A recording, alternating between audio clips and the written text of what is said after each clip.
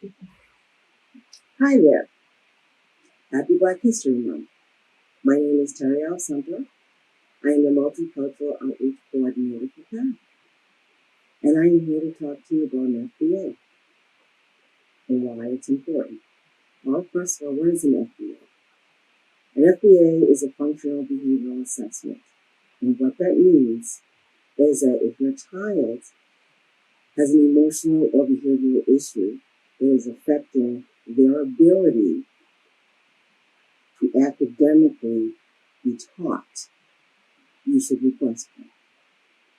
This would also mean that if your child has behaviors in which would stop him from going on, say, a school field trip, and the school calls you and says, well, in order for your child to go, you've got to come, or he can't go on the field trip. If you have an FBA, that is a legal document that already states your child's behaviors and the issues that are to be taken care of. So therefore, the school has to provide those supports when your child's go on the field trip, not for you to miss it. Now, you can sit there and say, oh, I don't want to label my child because that would mean that I was a poor parent. My advice to you is that use the label until the paradigm shifts. In COVID right now, children that did not have behavioral problems have behavioral problems now. And when you are talking to your district about this, do not accept a canned response. And what do I mean by a canned response? You know how we are all so programmed when somebody sneezes to say, God bless you, or you're passing somebody in the street and they say, hi, how are you? And you say, fine, and you keep it going. Well, if they say to you, well, this is, everybody's has a behavioral problem with COVID, all the kids. Pause, stop, and speak.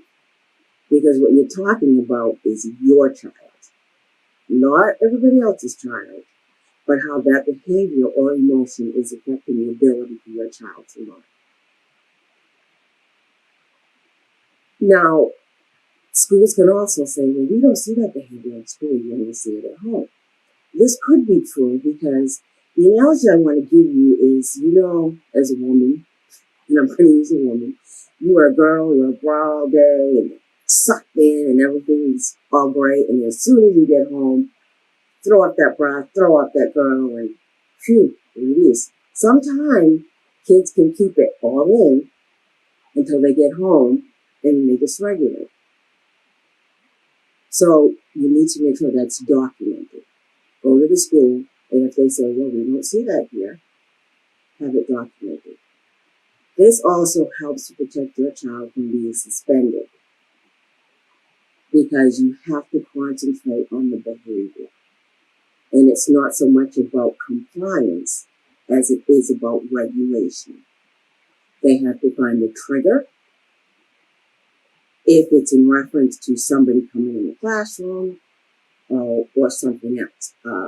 Pervasive developmental delay, for instance, which in mental health used to be called PDD, pervasive developmental delay, which is now just basically across the board autism. For instance, my son has a problem with diagnosis. So hey, let them find out if that's something that's disrupting your child's ability to learn. Request that FBA. And it's behaviors that can also be planted on emotions. If your child has had emotional upheaval, from personal issues at home to a move to even being bullied. So just pay attention, know your legal rights, and don't think that it's a parenting problem. Pre-COVID, kids had challenging behaviors and emotions. And now with COVID, children that never did now do. And an example I want to give you is if your child has ADHD, for instance. That H stands for hyperactivity. The kid gets hyper in class, disrupts the class. That's behavior. That's a behavior that you may need an FBA for, which can be included in your IEP, which is an individual education plan. And if you have that FBA and your child gets in trouble for being hyperactive, that's discrimination. You can't punish someone for a side effect of their disability. Most of our children with behavioral and emotional problems are an invisible disability. Your child is probably walking around with an invisible suitcase that needs to be unpacked. So work as a team. It is the parent, the teacher, and the school. And remember, the analogy I'd like to give you is if you have a teacher is trained to teach a certain way. So if you have two vehicles, one's an automatic, one's a 5-speed. If a teacher is only taught how to teach kids that know how to drive an automatic, and your child is one with behavioral problems and it's a 5-speed, they can't teach somebody in a manual stick car how to drive an automatic unless they have the skills to switch from gear 1, gear 2, gear 3, gear 4, gear 5. Doesn't make sense. You're going to burn up the transmission and you're not even going to move. So what I like to tell people is when they say, well, yeah, your child doesn't have a behavioral problem, or they understand it could be this or it could be that. What I'd like to tell them is I've never had a biological child, but I have a son.